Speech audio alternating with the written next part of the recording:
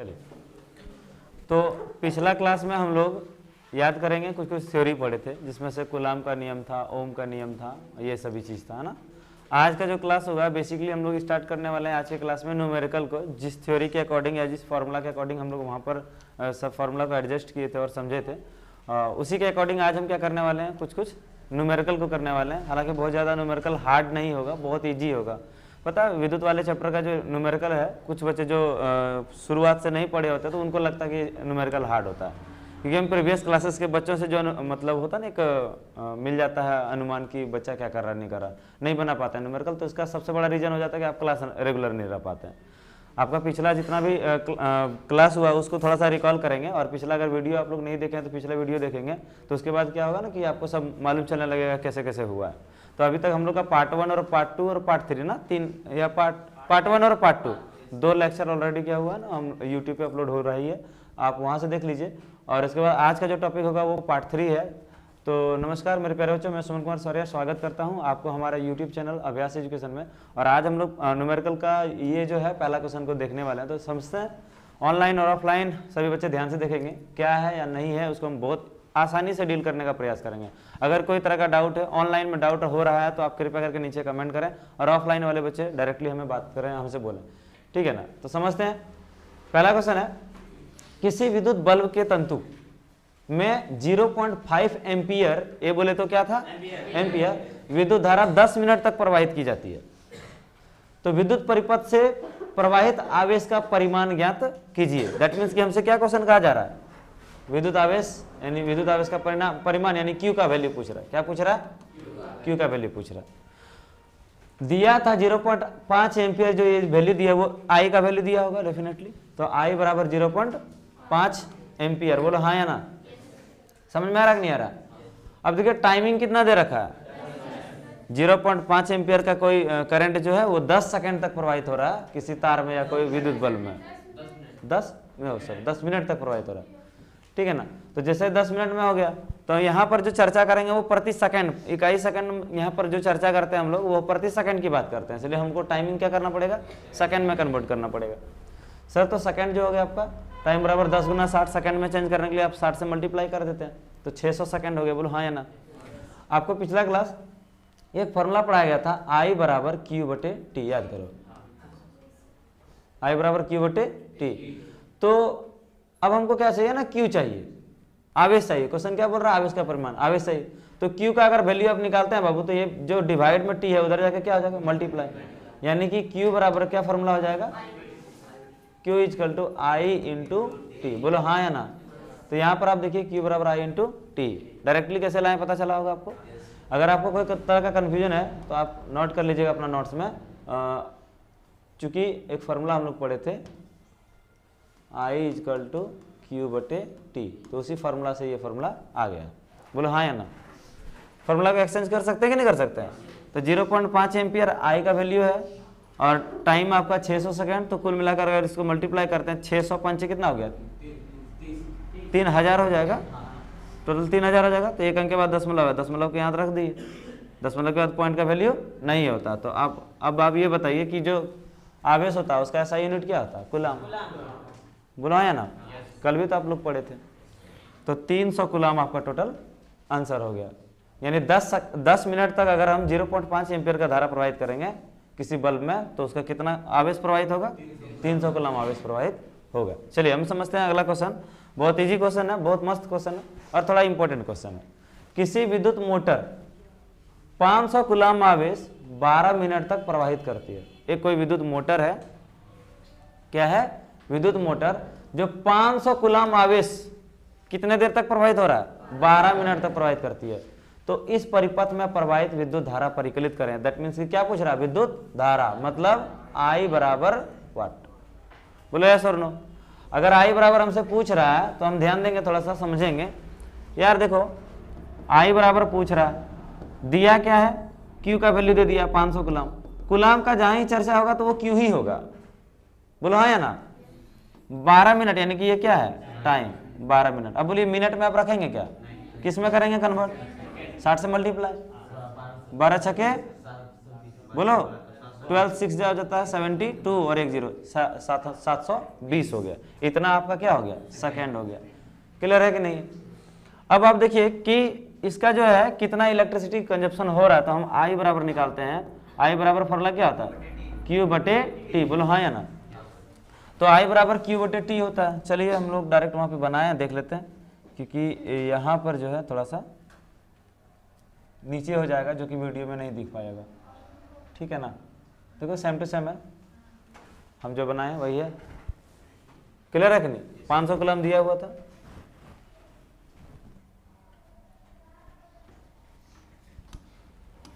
और ये जो है आपका 720 हो गया। I बराबर Q बटे T, फार्मूला पिछले क्लास पढ़े थे आप लोग। तो 500 बटे 720, हम इसको डिवाइड कर लीजिए। 25 बटे कितना आ गया, 26। कटा दीजिए।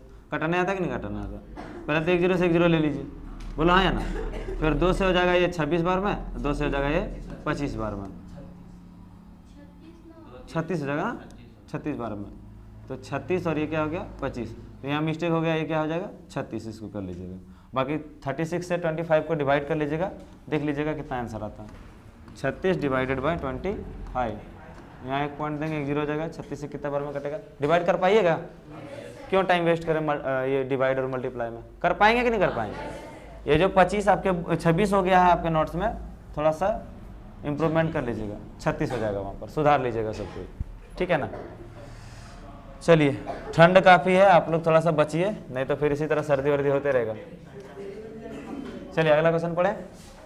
कोई दिक्कत, समझ में आया कि नहीं आया?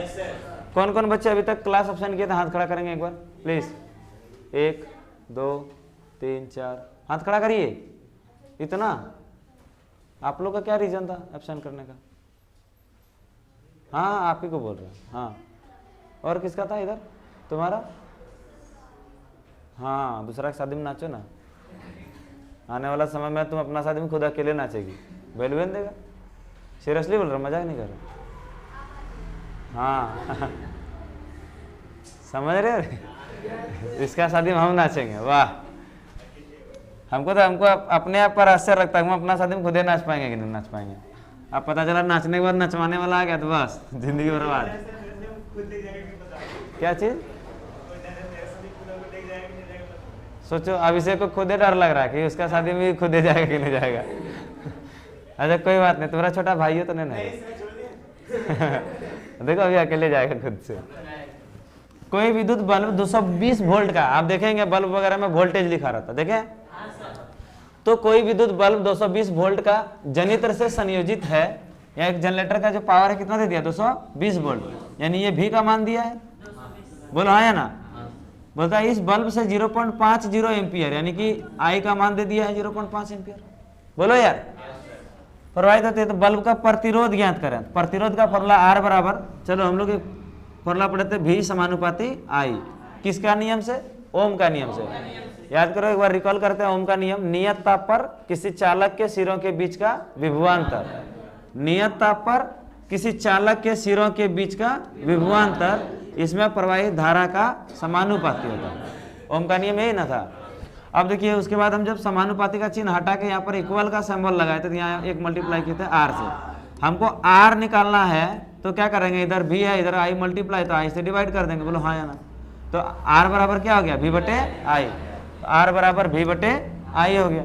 अब देखिए V का मान कितना था 220, और बटे I का मान कितना था 0.5। हे भगवान क्या हो गया, ये डिवाइड है, ठीक है, क्या है डिवाइड। इसलिए दूसरे के हैंड से नोट्स बनवाने से यही होता है, उतना समय नहीं दे पाए। ये पहले जो नोट्स था हमारा, नोट्स बनाने के लिए अलग टीम था, वो बनाए थे, इस तरह का गलती हो गया। चलो कोई नहीं, समझ में आ रहा कि नहीं आ रहा?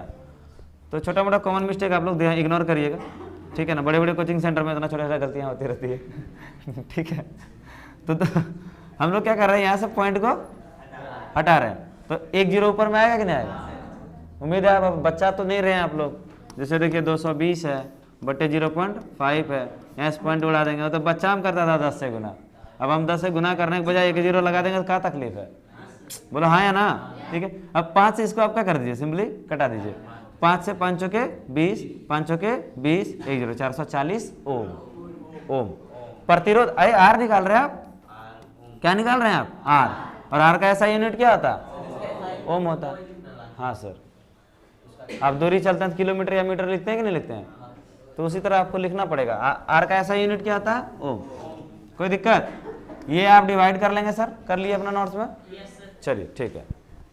जो जो बच्चे नोट्स डाउनलोड किए हैं वो तो आप प्रिंट आउट करा के या कर लीजिए, या नहीं तो कॉपी में लिख रहे हैं तो उस वक्त थोड़ा ध्यान दीजिएगा, ठीक है। चलिए बाबू आगे बढ़े। न्यूमेरिकल हार्ड लग रहा है क्या? ईमानदारी से बोलना, हार्ड लग रहा है?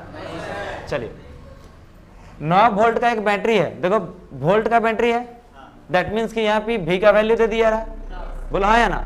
9 वोल्ट किसी 12 के प्रतिरोध, तो 12 के प्रतिरोध के बारे में बोला तो यहाँ 12 ओम होगा, ओम छूटा हुआ, ठीक है ना, 12 ओम,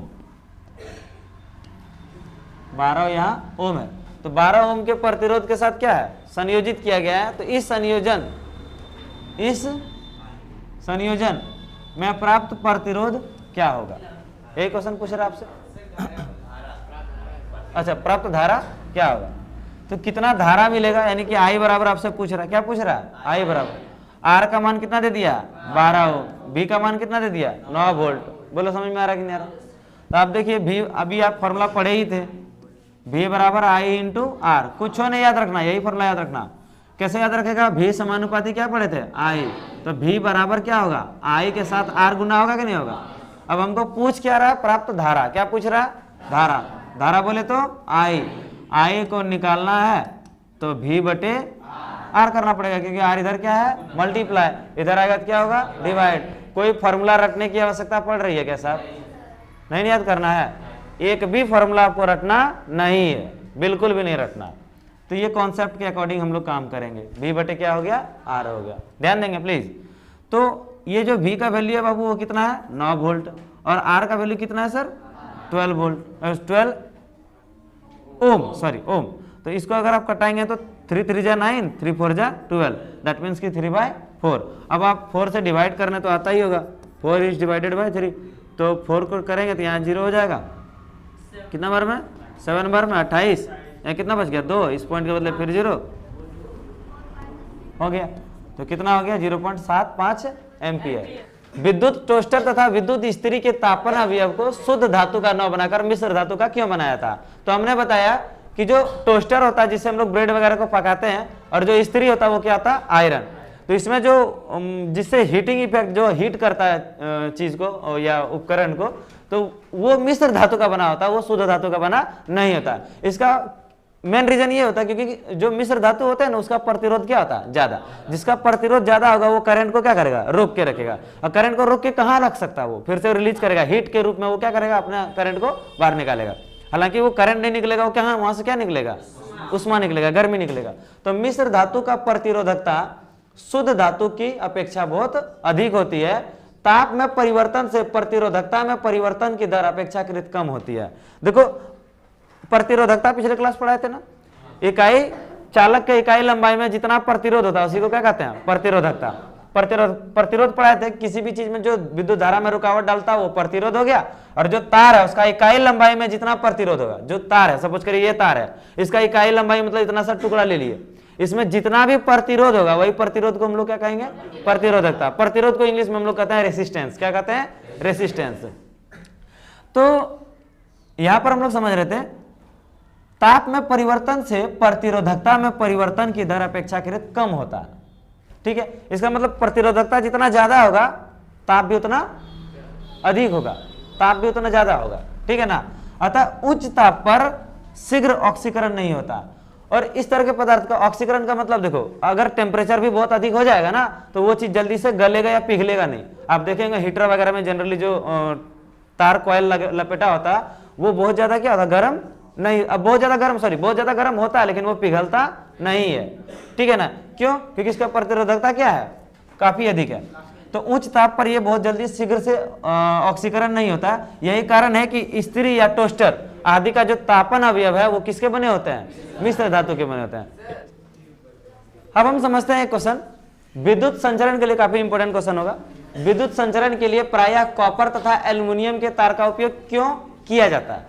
आप देखते हैं हमेशा कॉपर मतलब क्या हो गया, तांबा, और एल्युमिनियम मतलब एल्युमिनियम समझ रहे होंगे आप लोग, तो तांबा और एल्युमिनियम के तार का उपयोग ही हम लोग ज्यादातर करते हैं किसके, क्या चीज के लिए, विद्युत संचरण के लिए। संचरण मतलब विद्युत को एक जगह से दूसरे जगह ले जाने के लिए।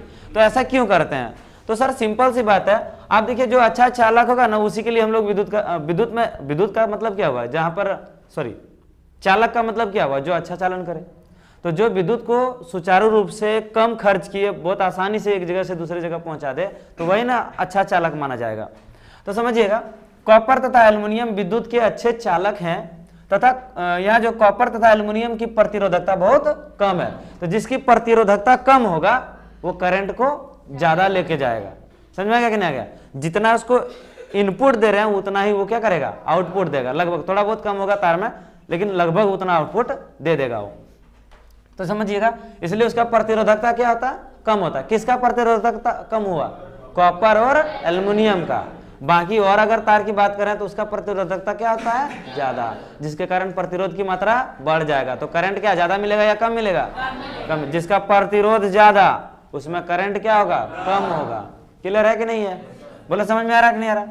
चलिए अब समझते हैं, जब तांबे तथा एल्युमिनियम के तारों में विद्युत प्रेषित की जाती है, मतलब भेजी जाती है, प्लग में लगाए ऑन किए, प्रेषित कर दिए मतलब भेज दिए, तो होती है, तो उष्मा के रूप में शक्ति का ह्रास कम होता। आप जनरली लोहा वगैरह का तार लगाएंगे ना तो वो क्या होता है ना, तार गर्म हो जाता। तो गर्म हो जाने के कारण क्या था, या फिर मिश्र धातु आप लगा लीजिएगा तो वो क्या होने लगता है, गर्म हो जाता।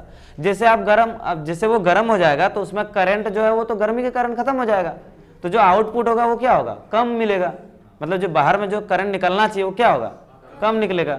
तो इस कंडीशन में क्या होगा, हम लोग कॉपर और तांबा का तार का उपयोग कर लेते हैं, क्योंकि कॉपर और तांबा का तार जो है वो गर्म कम होता है, क्योंकि प्रतिरोधकता इसका क्या है, कम है। गर्म होने का मेन रीजन होता है प्रतिरोधकता। जिसका प्रतिरोधकता अधिक होगा वो ज्यादा गर्म होगा, जिसका प्रतिरोधकता कम होगा वो कम गर्म होगा। जिसका प्रतिरोधकता कम होगा वो करंट को बहुत आसानी से एक स्थान से दूसरे स्थान तक पहुंचा पाएगा। तो ओवरऑल आप समझ पाए होंगे कि हम लोग तांबा का तार या एल्युमिनियम का तार का उपयोग हर जगह क्यों करते हैं। बोलो क्लियर है कि नहीं है? कहीं कोई दिक्कत है? बोलो, पक्का समझ में आया कि नहीं आया? पक्का है ना? चलिए अब हम समझते हैं शक्ति। विद्युत शक्ति किसको कहते हैं? देखिए, आप अपना ऊर्जा को जितना भी व्यय करते हैं, खर्च करते हैं, अब मान लेते हैं सपोज करिए पढ़ने के लिए आप जितना भी अपना ऊर्जा को व्यय कर रहे हैं, आप अपना कोई काम करने के लिए जितना भी अपना ऊर्जा एनर्जी को खत्म कर रहे हैं, व्यय कर रहे हैं, तो वो आपका क्या कहलाता है, शक्ति कहलाता है। क्या कहलाता है? शक्ति। उसी तरह सेम टू सेम यहाँ पर विद्युत शक्ति पढ़ेंगे तो विद्युत ऊर्जा जिस दर से व्यय होती है उसे विद्युत शक्ति कहते हैं। विद्युत ऊर्जा जिस दर से, दर मतलब रेट हो गया, रेट मतलब क्या हो गया, टाइम के अकॉर्डिंग। अब हम सिंपल सी बात करें तो ये W जो हो गया ये क्या हो गया, वाट। वाट बोले तो शक्ति, क्या हो गया, और T का मतलब क्या हो गया, टाइम, और P बोले तो पावर हो गया, क्या हो गया, पावर। तो विद्युत शक्ति को हम लोग कहते हैं पावर। क्या कहते हैं? शक्ति मतलब पावर हो गया। तो और W मतलब क्या हो गया, वाट। विद्युत ऊर्जा जिस दर से व्यय होती है, विद्युत का ऊर्जा, देखो सबका अपना अपना एनर्जी होता है। तो विद्युत में जो एनर्जी है, करंट का जो एनर्जी है, जिस रेट से क्या हो रहा है, व्यय हो रही है, खर्च हो रही है। आप मान लेते हैं सपोज करिए ये जो पैनल है चला रहे हैं, बोर्ड चला रहे हैं, ये लाइट वगैरह चल रहा है, इतना सारा चीज उपकरण चल रहा है, तो उसमें क्या हो रहा है, ऊर्जा जा रहा है कि नहीं जा रहा? तो ऊर्जा जा रहा, तो हर सेकंड में कुछ ना कुछ एनर्जी जा रहा, बोलो हाँ या ना? हर सेकंड में कुछ ना कुछ क्या हो रहा है, एनर्जी जा रहा। तो विद्युत ऊर्जा जिस रेट से खर्च होता है, जिस रेट से क्या हो रहा है, खत्म हो रहा है, व्यय हो रहा है, व्यय मतलब ही हो गया खर्च होना। तो विद्युत का जो ऊर्जा है जिस रेट से खत्म होता है उसे ही हम लोग विद्युत का शक्ति कहते हैं। बोलो क्या कहते हैं, विद्युत शक्ति। समझ में आया कि नहीं आया? जल्दी से बोलिए, समझ में आया कि नहीं आया? विद्युत ऊर्जा जिस दर से व्यय होती है उसे विद्युत शक्ति कहते हैं। तो विद्युत शक्ति को हम लोग P से सूचित करते हैं। P मतलब हो गया पावर। तो P बराबर एक फॉर्मूला हो गया W/T। क्लियर है कि नहीं है? इसको हम लोग अपने तरीके से ऐसे भी डिफाइन कर सकते हैं। T मतलब क्या हो गया, टाइम, और टाइम इकाई होगा, बोलो हाँ या ना? अच्छा, इकाई टाइम को हम लोग दर भी कहते हैं। और W मतलब क्या हो गया, वाट। वाट मतलब शक्ति हो गया, बोलो हाँ या ना? सॉरी, ऊर्जा। तो विद्युत का ऊर्जा जिस दर से क्या हो रही है, समाप्त हो रही है, व्यय हो रही है, उसी को हम लोग क्या कहते हैं, पावर कहते हैं। चलिए एक फॉर्मूला आप पढ़े होंगे, थोड़ी देर पहले आप एक फॉर्मूला पढ़े थे, क्या पढ़े थे? वो तो पढ़ ही नहीं, अभी जस्ट पढ़ रहे हैं। P बराबर I/R, ठीक है ना? देखिए एक फॉर्मूला होता है W बराबर, क्लास 9th में आप पढ़े होंगे, कार्य ऊर्जा वाला में W बराबर पड़े होंगे I square into R T, I square R T. W बराबर क्या होता है I स्क्वायर आर टी। ये W मतलब वर्क हो गया रे, समझ में आ गया ना क्या है। तो देखो यहाँ पर एक फॉर्मूला जैसे हम लोग जानते हैं W बराबर आई स्क्वायर आर टी, आप अपने नोट्स में लिख लीजिएगा ताकि ये फॉर्मूला को आप ला सके। तो आप बोलिए P के जगह पर P रख दिए, W के जगह पर क्या रख दें आई स्क्वायर आर टी, और नीचे में ऑलरेडी क्या है बोलो नहीं यार, तो T से T क्या हो गया कैंसिल, तो P बराबर क्या हो गया आई स्क्वायर आर। तो यहाँ पावर का एक फॉर्मूला और आएगा, ये दोनों आपका न्यूमेरिकल के लिए काफी लाभदायक है। समझ में आ रहा कि नहीं आ रहा, आप अपने नोट्स में नोट डाउन कर लीजिए कि W बराबर आई स्क्वायर आर टी होता है, जहाँ P क्या है पावर है, I क्या है करंट है, और R क्या होता है रेसिस्टेंस, जिसको आप हिंदी में क्या कहते हैं प्रतिरोध कहते हैं। चलिए अब अगला वाला फॉर्मूला हम लोग समझते हैं। देखो W बराबर एक और फॉर्मूला होता है वोल्ट इंटू एम्पियर। W बराबर क्या फॉर्मूला आता है वोल्ट इंटू एम्पियर। चलिए इसके बारे में हम लोग कोई खास जानकारी नहीं लेंगे, अब आगे हम लोग पढ़ते हैं। यहाँ एक क्वेश्चन है, एक kWh को जूल में परिकलित करें। काफी इंपॉर्टेंट क्वेश्चन है ये, एग्जाम में 200% है पूछेगा, मस्ट इंपॉर्टेंट क्वेश्चन है, ठीक है ना। एक kWh को जूल में परिकलित करें, या तो ऑब्जेक्टिव में पूछ दे, या तो 2 नंबर का कोई क्वेश्चन में आपसे पूछ दे, या तो हो सकता है 1 नंबर में पूछ दे, कहीं भी पूछेगा क्वेश्चन, ठीक है ना। एक kWh को जूल में परिकलित करना है। K मतलब होता है किलो, W का मतलब होता है वाट, और H मतलब होता है घंटा। एक kWh को हम लोग कहते हैं 1 किलोवाट घंटा। बोलो हाँ या ना, समझो ध्यान से। 1 किलोवाट घंटा का मतलब देखो 1 किलो में कितना होता है 1000, चाहे वो ग्राम रहे चाहे वो कुछ भी रहे, 1 किलो में कितना होता है 1000। अच्छा वाट को हम वाट ही रहने देते हैं, वाट को वाट ही रहने देते हैं, क्योंकि अभी आप जस्ट पढ़े, चलो नहीं पढ़े वाट सेकंड, जूल का ऐसा ही मात्रा क्या होता है वाट प्रति नहीं वाट सेकंड होता है, ठीक है ना। समझिएगा ध्यान से, जूल को आप वाट सेकंड भी लिख सकते हैं। अब बोलेंगे सर कैसे, तो आपको याद करो पहले ही पढ़ाए थे, Q बराबर आप क्या पढ़े I इंटू टी। अच्छा I बराबर फॉर्मूला आता है Q बटी टी, तो Q निकालेंगे तो I इंटू टी नहीं होगा बकलोल बच्चा, I इंटू टी होगा कि नहीं होगा। और I मतलब क्या हो गया विद्युत धारा, विद्युत धारा को हम लोग किस में इंडिकेट कर सकते हैं वाट में भी कर सकते हैं, और टी क्या हो गया टाइम, टाइम को क्या लिख सकते हैं सेकेंड। क्लियर है कि नहीं है। 1 घंटा में कितना सेकेंड होता है 3600 सेकेंड, तो 3600 से इसको मल्टीप्लाई कर दिए, तो ये हो गया आपका 1000 इंटू 3600, तो 3 6 3 0 और 2 0 कितना 0 5 0, तो 36 इतना हो गया। आप एक काम करिए, स्टैंडर्ड फॉर्म में चेंज करने के लिए नियम है, आप इसको अगर स्टैंडर्ड फॉर्म में चेंज करना चाहते हैं तो 1 अंक के बाद एटलीस्ट 1 अंक के बाद ना पॉइंट दिया जाना चाहिए, इसको स्टैंडर्ड फॉर्म कहते हैं। आप क्लास 6 7 8 में ही स्टैंडर्ड फॉर्म को पढ़े होंगे, ठीक है ना। तो स्टैंडर्ड फॉर्म में क्या होता है याद रखेंगे हमेशा कि कभी भी जितना भी अंक है ना, इधर सपोज करें 3 कुछ भी नंबर है, इधर से 1 अंक के बाद एटलीस्ट 1 अंक के बाद दशमलव होना चाहिए, तब वो स्टैंडर्ड फॉर्म कहलाता है। समझ में आ रहा है कि नहीं आ रहा, बोलो हाँ या ना। तो 3.6 जैसे ही यहाँ पॉइंट लाएंगे तो 110 तो आएगा ही ना सर, बोलो हाँ या ना। क्योंकि याद करो पॉइंट उड़ाते थे तो 10 से डिवाइड करते थे, पॉइंट लाएंगे तो 10 से गुना करेंगे, बोलो हाँ या ना। तो ये हो गया आपका, तो पहले 5 था 1 2 3 4 5 और एक तो फिर आ गया, कितना हो गया 6, और पूरा का समेट को आप लिख सकते हैं 10 पर पावर 6। बोलो हाँ या ना। जितना भी जीरो है 6 तो जीरो है तो उसको 10 पर पावर 6 लिख सकते हैं, क्योंकि 10 पर पावर 6 का मतलब 10 गुना 10 गुना 10 गुना 10 गुना 10 क्या बार 6 बार, बहुत बढ़िया।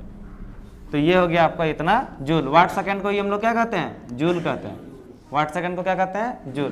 तो वही तो था 1 किलोवाट घंटा को जूल में परिकलित करें तो 1 किलोवाट घंटा 1 kWh बराबर 3.6 गुना 10 पर पावर 3.6 गुना 10 पर पावर 6 जूल। जूल को जैसे इंडिकेट करेंगे, किसे इंडिकेट करेंगे, आई होप समझ में आपको आया होगा। देखना ये एग्जाम में पूछेगा चाहे जैसे भी हो, ठीक है, या क्वेश्चन डायरेक्ट कह देगा 1 kWh का मान कितना होगा, निम्न में से कितना होगा। ऑप्शन दे देगा 3.6 10 पर पावर 6, ऑप्शन दे देगा 3.6 10 पर पावर 5, ऑप्शन दे देगा 36 गुना 10 पर पावर 6, कुछ भी दे देगा अलग अलग 4 ऑप्शन, तो आप उम्मीद है बना पाएंगे। और बहुत सारे बच्चे बोलेंगे सब है तो आंसरवा होगा, 3.6 सब में था। अच्छा सर 36 गुने 10 पे 5 कर सकते हैं। हाँ हाँ ठीक है ना। अगर इसको आप ऐसे ही रखते हैं, स्टैंडर्ड फॉर्म में चेंज नहीं करते हैं, तो ये 36 गुना 10 पर पावर क्या हो जाएगा, 5। ये भी हो सकता है, बोलो हाँ या ना, कोई दिक्कत बाबू लोग। चलिए आते हैं एक धुआंधार क्वेश्चन के साथ, फिर से आ गया। उस युक्ति का नाम बताएं, देख लेना एग्जाम में ऑब्जेक्टिव में पूछ देगा, देख लेना, बोल दिया मतलब पूछ दिया। उस युक्ति का नाम लिखें जो किसी चालक के सिरों के बीच विभवांतर को बनाए रखता है। क्या कर रहे हैं सर, प्लीज पढ़ेंगे ध्यान से। उस युक्ति का नाम लिखें जो किसी चालक के सिरों के बीच में विभवांतर को बनाए रखता है, यानी वोल्टेज कौन देता है, बैटरी। बोलो नहीं यार, बैटरी या तो सेल हो जाएगा। तो किसी चालक के सिरों के बीच विभवांतर 2 या 2 से अधिक विद्युत सेल से बनी बैटरी द्वारा उत्पन्न किया जा सकता है। तो देखो बैटरी भी हो सकता है इसका आंसर, और इसका आंसर सेल भी हो सकता है। तो पिछले क्लास ही हम पढ़ाए थे, याद करो, विद्युत परिपथ जब आपको समझा रहे थे तो विद्युत परिपथ में आपको बोले थे, देखो अगर एक तो इस तरह खुट्टी निकला रहेगा, एक तो बड़ा, जो बड़ा आता है उसको प्लस कहते हैं, जो छोटा आता है उसको माइनस कहते हैं। अगर सिंगल दिखे तो उसको बोलना है सेल। क्या बोलना है, सेल। अगर पहले बड़ा छोटा फिर बड़ा फिर छोटा फिर बड़ा फिर छोटा, ऐसे ही बैटरी में कनेक्शन रहता है, ठीक है ना। तो ये प्लस वाला हो गया और ये क्या हो गया, माइनस, ये माइनस, ये प्लस, ये माइनस, ये प्लस। जो बड़ा वाला हुट्टी होता है उसको क्या कहते हैं, प्लस, जो छोटा वाला होता है उसको क्या कहते हैं, माइनस। तो ये जो 2 या 2 से अधिक अगर सेल मिल जाए तो इसको हम लोग कहते हैं बैटरी। तो उम्मीद है आप समझ पाए होंगे कि किसी भी विद्युत परिपथ में जो विभवांतर देता है वो विभवांतर कौन देता है, सेल या बैटरी देता है। बोलो समझ में आया कि नहीं आया, बोलो हाँ या ना यार, मजाक कर रहे हैं आप लोग, बोलते ही नहीं है। चलो आगे बढ़ते हैं हम लोग डायरेक्ट यहाँ पर। अब एक चीज को समझ लेते हैं और आज का क्लास यहीं पर विराम देंगे, ठीक है। किसी चालक के सिरों के बीच का विभवांतर किन किन बातों पर निर्भर करता है। तो सर हम याद करो पढ़ाए थे, अच्छा किसी चालक के सिरों के बीच का विभवांतर किन किन बातों पर निर्भर करता है। तो देखो विभवांतर जो भी समानुपाती आई पढ़ाए थे कि नहीं पढ़ाए थे, तो भी समानुपाती आई में आप देखें भी था, आई था और क्या था, आर था, यही 3 चीज से बना था।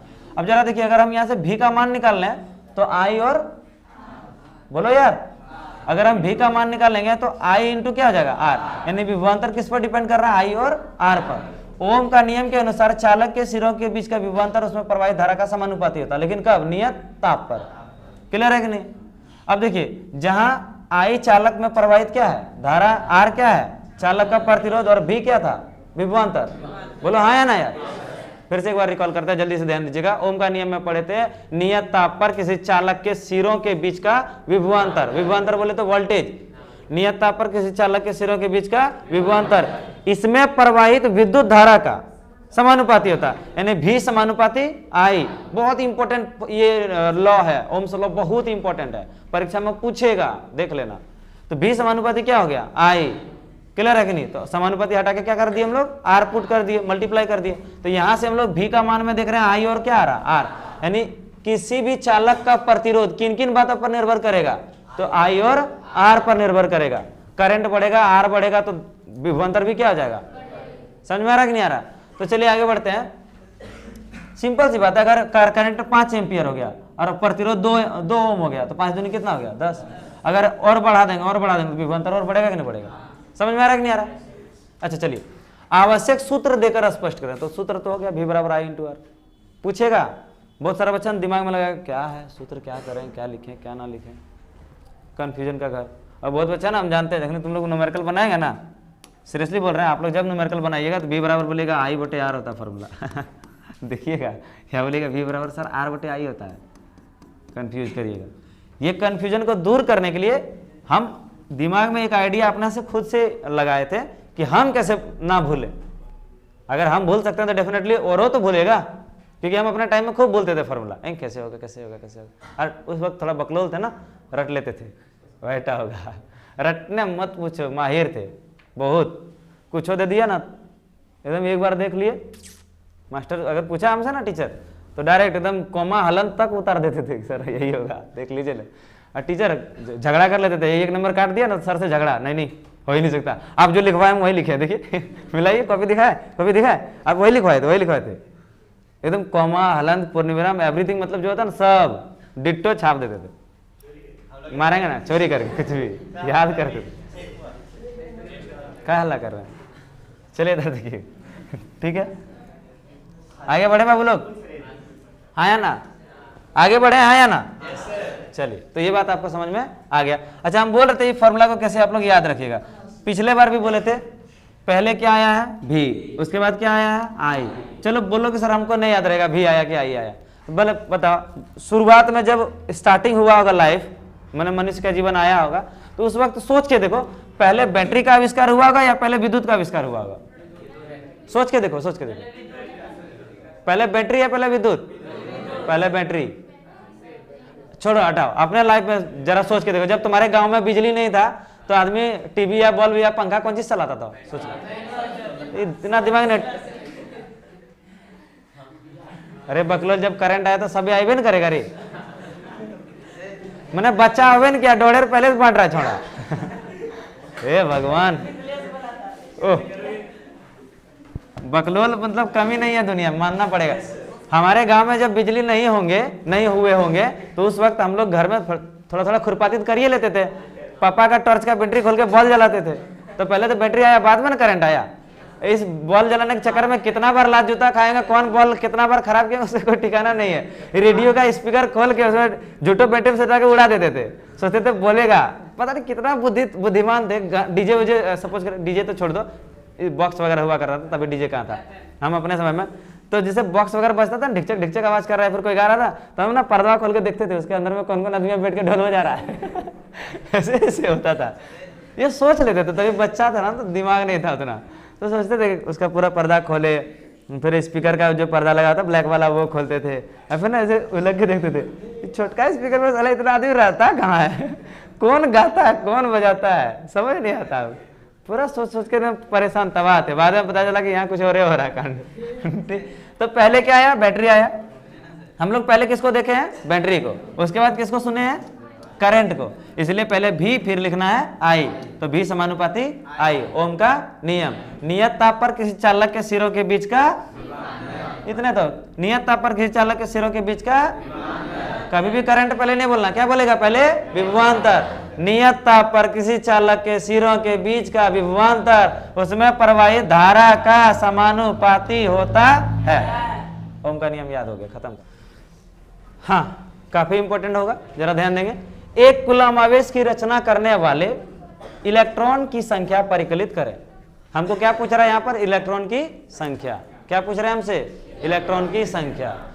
एक कूलम आवेश की रचना करने वाले, एक कूलम आवेश मतलब एक कूलम आवेश में कितना इलेक्ट्रॉन होता है? कुल मिला के यही आपसे सवाल पूछा जा रहा है। तो आप जानते हैं 1.6 इंटू 10⁻⁻19 कूलम में आवेश में इलेक्ट्रॉन की संख्या कितना होता है? एक। याद करो, पढ़ाए थे क्लास 9th में, जब हम आपको पढ़ाए थे परमाणु और परमाणु की संख्या वाला चैप्टर, तो उसमें पढ़ाए थे एक इलेक्ट्रॉन बराबर 1.6 गुना 10⁻⁻19 कूलम। याद है कि भुला गया? तो चलिए हाँ ठीक है, लेकिन आप ये चीज ऑलरेडी पहले से कहीं कहीं जान रहे हैं। जो नहीं जान रहा है उसको थोड़ा सा याद रखना पड़ेगा। इलेक्ट्रॉन की संख्या कितना हो गया? एक इलेक्ट्रॉन में कितना होता है? 1.6 इंटू 10⁻⁻19 कूलम। तो बोलिए पहले हम लोग कूलम क्यों लिए? एक आ जाता है ना कंडीशन कि सर पहले आप एक इलेक्ट्रॉन लेते हैं। आपसे पूछा क्या? इलेक्ट्रॉन की संख्या। बोलो आया ना? तो एक कूलम में, यहाँ 1.6 इंटू 10⁻⁻19 कूलम में एक इलेक्ट्रॉन, तो एक कूलम में इसको सीधे से क्या कर देंगे? उधर ले जाके डिवाइड में। नहीं समझ पाए? एक ही नियम समझते हैं? 10 केला का दाम 10 केला का दाम मान लेते हैं 1 रुपया है। 10 केला का दाम कितना है? 1 रुपया। तो बोलो 1 केला का दाम कितना होगा? 1/10 रुपया। होगा क्या नहीं होगा? तो उसी तरह यहाँ पर बोलिए। कई पहली बार तो एग्जाम्पल लिए दोस्त, ऐसे क्यों बोलते हैं? हाँ हमको पसंद है। हम याद दिलाना चाहते हैं कि दुनिया में केला नाम का भी कोई चीज होता है। इस बाप रे, हाय तक खुशी। 1.6 इंटू 10⁻⁻19 कूलम में एक इलेक्ट्रॉन है, तो एक कूलम में कितना होगा? सिंपल सा बात है, उसको ले जाके उधर क्या कर देंगे? डिवाइड में ले जाएंगे। समझ में आ रहा है कि नियम? कौन कौन नहीं समझा हाथ खड़ा करिए, ईमानदारी पूर्वक हाथ खड़ा करिए। लड़की लोग तो बकलोल होती है, पहले से मालूम था हमको। सही पकड़े ना, हम पकड़ते हैं सही है। चलो ध्यान दो मेरे प्यारे बकलोलियों सब वो सब एग्जांपल हो सबके लिए, ध्यान देना। तुम बाजार जाओ, ठीक है,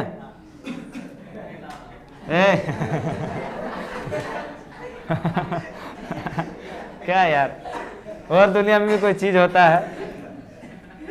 तुम 20 रसगुल्ला खरीदो, ठीक है,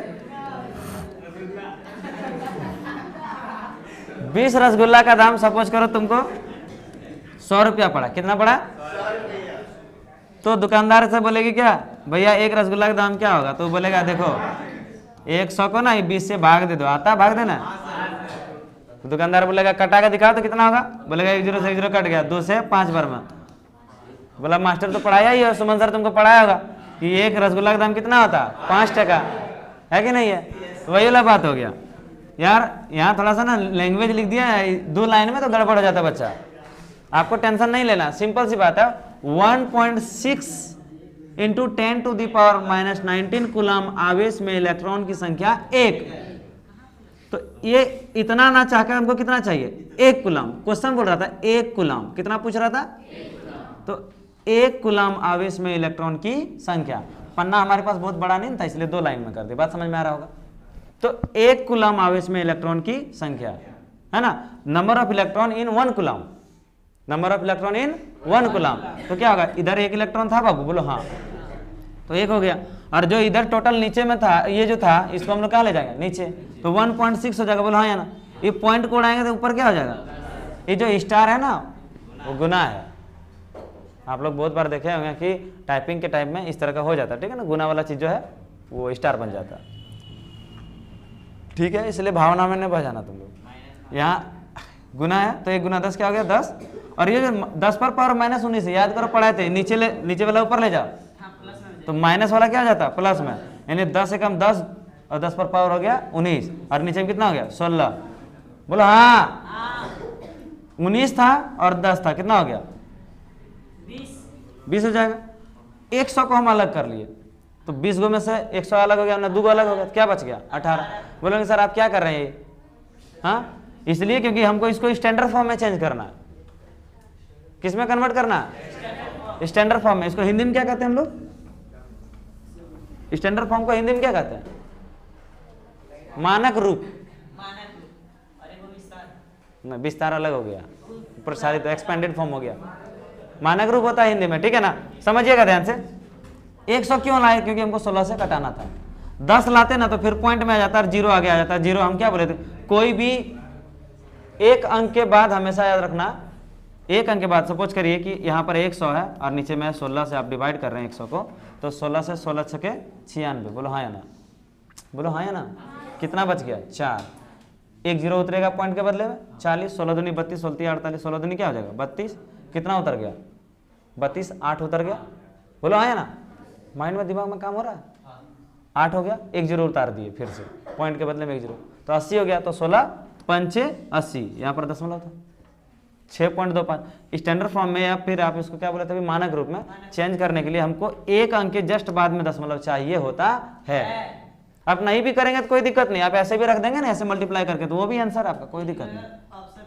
लेकिन हाँ, अगर हाँ ठीक बोल रहा है, अगर ऑप्शन वाला क्वेश्चन आ गया था तब आपको आंसर तो मैच करना पड़ेगा ना। तो इसलिए आपको स्टैंडर्ड फॉर्म हम आपको सिखाते चल रहे हैं, ताकि एक ही टाइम में आप सब काम को निपटते जाइए, कहीं कोई तरह का दिक्कत आपको रहना नहीं चाहिए। ये क्वेश्चन आपका ऑब्जेक्टिव में भी आ सकता है, बोलेगा कि एक कूलम आवेश में कितना इलेक्ट्रॉन होता है? तो 1 कूलम आवेश में कितना इलेक्ट्रॉन होता है? बोलिए 6.25 into 10 to the power 18 electron. चले सर आगे, अगले क्लास क्या पढ़ने वाले? विद्युत परिपथ में कोई भी चीज को किस किस क्रम में जोड़ते हैं।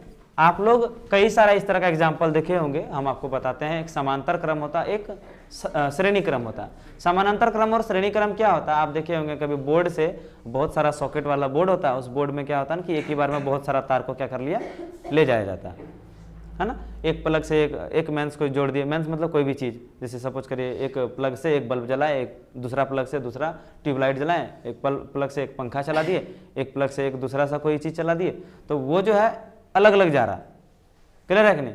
तो वो हो जाता है हम लोग का समानांतर क्रम संयोजन। क्या हो जाता है? समानांतर क्रम संयोजन, इंग्लिश में इसको हम लोग पैरेलल कॉम्बिनेशन कहेंगे। और एक क्या होता है, जैसे लीची बल्ब वाला एकदम सिंपल सा साधारण वाला दिमाग लगा लो, लीची बल्ब जो लगा होता है, एक बल्ब जला, फिर दूसरा बल्ब, फिर उसी बल्ब से तीसरा, फिर उसी से चौथा, फिर उसी से पांचवा, इस तरह करके पूरा जो उसका लय होता है वो पूरा जुड़ा रहता है। तो यहाँ पर जो होता है वो श्रेणी क्रम संयोजन होता है। तो इसी के बारे में बहुत ही इंपॉर्टेंट टॉपिक है, मस्ट इंपॉर्टेंट टॉपिक है। से एग्जाम्पल कई सारा, सॉरी वो क्या कहते हो, न्यूमेरिकल, कई सारे न्यूमेरिकल पूछे जाते हैं एग्जाम में। इवन अगर आपका ओम्स लॉ नहीं दिया तो उसके अथवा में अगर क्वेश्चन आ गया तो आपका यही सीरीज और पैरेलल कॉम्बिनेशन में से कोई एक क्वेश्चन डेफिनेटली रहेगा। तो कल का जो क्लास होगा मस्ट मस्ट मस्ट इंपॉर्टेंट होगा, न्यूमेरिकल के भी दृष्टि से प्लस थ्योरी के भी दृष्टि से। तो बाकी आप लोग अपने पॉइंट ऑफ व्यू से क्लास करेंगे, कल का क्लास एब्सेंट हुआ तो आप समझेंगे, इसमें हमारी कोई जिम्मेवारी नहीं है। बाकी हम प्रयास किए हैं कि जितना भी टॉपिक होगा वो यूट्यूब पर अपलोड कर देंगे, और इसके अकॉर्डिंग आप जिसका इसका क्लास छूटा हुआ वो जाके यूट्यूब पर कृपया करके देख लें, ठीक है ना। और अभी जो बच्चे कंटिन्यू हमारे चैनल पर नए नए जुड़ रहे हैं, कृपया करके इस चैनल को सब्सक्राइब कर लीजिए।